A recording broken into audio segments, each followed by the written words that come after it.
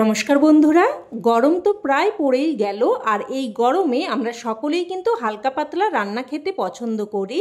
তাই আজ আমি নিয়ে চলে এসেছি সজনে ডাঁটা দিয়ে একদমই হালকা পাতলা একটি নিরামিষ রেসিপি। আর রান্নার পদ্ধতি একদমই নতুন, তবে সহজ ও সাধারণ। আর এই গরমের দুপুরে বা রাত্রে এইরকম যদি একটি নিরামিষ রেসিপি তৈরি করা যায়, বাড়ির বাচ্চা থেকে বড় সকলেই কিন্তু একদম তৃপ্তি করে খাবে।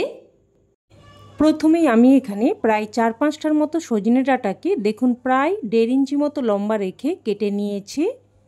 তবে আপনারা আপনাদের পছন্দ মতো সাইজের কেটে নিতে পারেন। আর দেখুন ডাঁটাগুলোর খোসা কিন্তু আমি একটু হালকা করে রেখে দিয়েছি, এতে করে কি হবে, ডাঁটাগুলো একদম গলে যাবে না। তো এবার এখানে দেখুন আমি নিয়েছি 2টো আলু, এই রকম লম্বা ও পাতলা মতো করে কেটে নিয়েছি।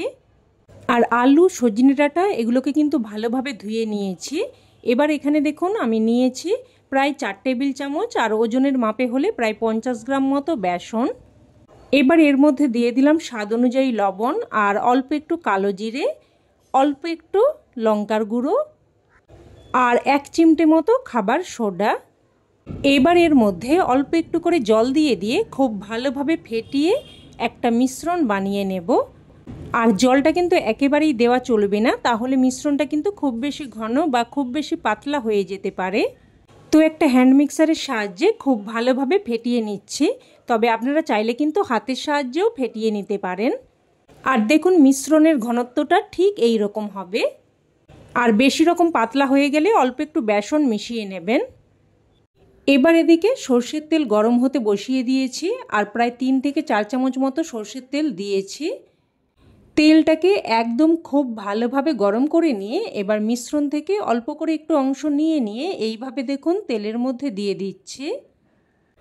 আর একদম কিন্তু এগুলো ছোট ছোট করেই বানাচ্ছি, কারণ ছোট ছোট করে বানালেই খেতে কিন্তু বেশি ভালো লাগবে। আর একটা জিনিস নিশ্চয়ই লক্ষ্য করতে পারছেন যে দেওয়ার সাথে সাথেই দেখুন এগুলো কিন্তু ফুলতে শুরু করেছে।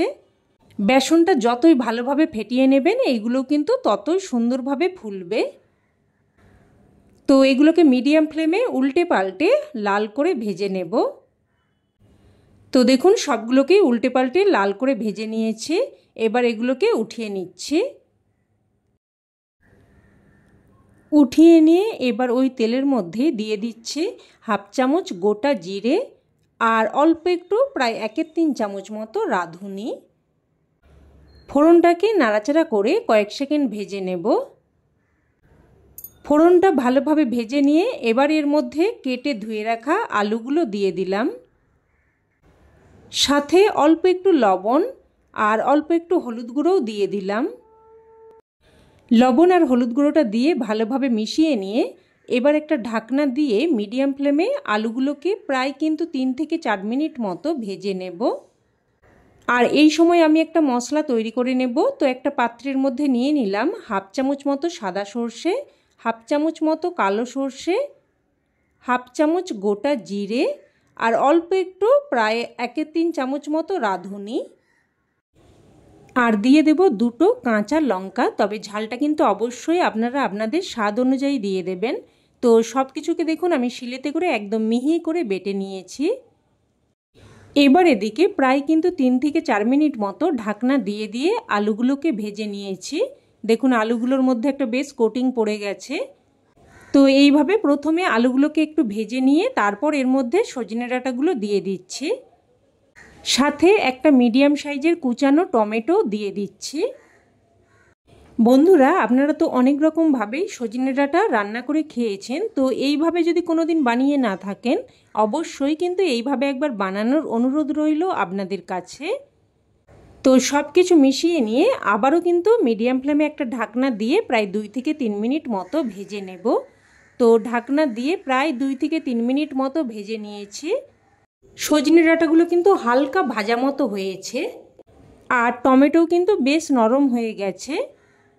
এবার এর মধ্যে আগে থেকে বেটে রাখা মশলাটা দিয়ে দিচ্ছি।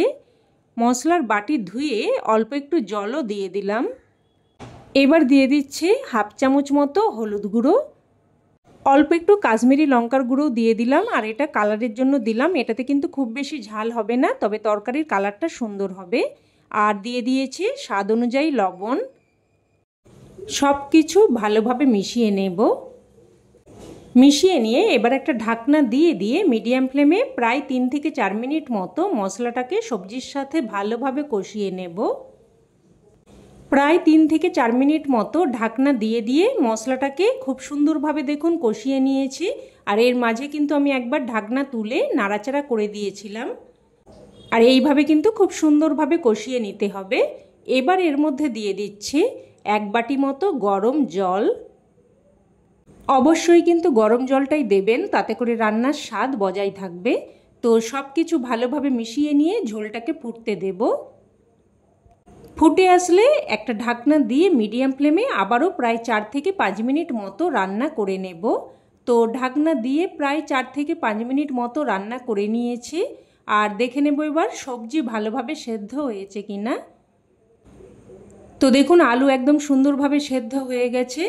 আর সজনে ডাঁটাগুলো দেখিয়ে দিচ্ছি, দেখুন একদম ভালোভাবে সেদ্ধ হয়ে গেছে। এবার এর মধ্যে ভেজে রাখা বেসনের বড়াগুলো দিয়ে দিচ্ছি। আর সাথে স্বাদের ব্যালেন্সের জন্য অল্প একটু চিনি দিয়ে দিচ্ছি। বন্ধুরা, আপনারা বড়ি দিয়ে তো সজনে ডাঁটা আলুর তরকারি অনেকবারই খেয়েছেন। তো একবার এইভাবে বেসনের বড়া দিয়ে সজনে ডাঁটা আলুর তরকারি বানিয়ে দেখবেন। আমি গ্যারেন্টি দিয়ে বলতে পারি এইভাবে একবার বানালে বাড়ির সকলে কিন্তু বারবার বানানোর রিকোয়েস্ট করবে। তো বড়াগুলো দিয়ে মিশিয়ে জাস্ট কিন্তু 2 মিনিট মতো ঢাকনা দিয়ে রান্না করে নিয়েছি। খুব বেশিক্ষণ কিন্তু রান্না করা চলবে না। আর দেখুন এই 2 মিনিটের মধ্যেই কিন্তু বেসনের বড়াগুলো গ্রেভিটা শোক করে অনেকটাই ফুলে সাইজে বড় হয়ে গেছে। আর আমি আপনাদের একটা কেটে দেখিয়েও দিচ্ছি। দেখুন বেসনের বড়াগুলো কতটা সফট আর কতটা স্পঞ্জি হয়ে গেছে। আর গ্রেভিটা কিন্তু এই রকমই রাখতে হবে, কারণ ঠান্ডা হলে আরেকটু ঘন হয়ে যাবে। তো এবার এর মধ্যে আমি 3টে চেরা কাঁচা লঙ্কা আর কিছু কুচানো ধনেপাতা দিয়ে ভালোভাবে মিশিয়ে নিচ্ছি। মিশিয়ে নিয়ে এবার সবশেষে দিয়ে দিচ্ছি এখানে 1 চামচ মতো কাঁচা সর্ষের তেল। কাঁচা সর্ষের তেলটা দিয়ে দিলে বেশ কিন্তু একটা ঝাঁঝালো ফ্লেভার আসবে। তো সর্ষের তেলটা দিয়ে মিশিয়ে নিয়ে এবার গ্যাসের ফ্লেম বন্ধ করে একটা ঢাকনা দিয়ে স্ট্যান্ডিং টাইমে রেখে দিলেই রান্না কিন্তু একদম তৈরি। এবার এটা গরমাগরম ভাতের সাথে পরিবেশন করুন, খেতে জাস্ট অসাধারণ লাগে। এটা থাকলে আর অন্য কোনো কিছুই লাগবে না, সমস্ত ভাত এই একটা পদ দিয়েই খাওয়া হয়ে যাবে। অবশ্যই এইভাবে একবার বানিয়ে দেখুন। আর বানিয়ে থাকলে কমেন্টে জানাতে যেন ভুলবেন না খেয়ে আপনাদের কেমন লাগলো। তো রেসিপি ভালো লেগে থাকলে প্লিজ একটা লাইক দিয়ে দেবেন। আর চাইলে বন্ধুবান্ধব আত্মীয় স্বজনদের সাথে শেয়ারও করতে পারেন। আর চ্যানেলের নতুন বন্ধু হয়ে থাকলে চ্যানেলটি অবশ্যই করে সাবস্ক্রাইব করে নেবেন। তো আজ এই অবধি, আবারও অন্য কোনো রেসিপিতে দেখা হবে। ততক্ষণে ভালো থাকবেন, সুস্থ থাকবেন। ধন্যবাদ।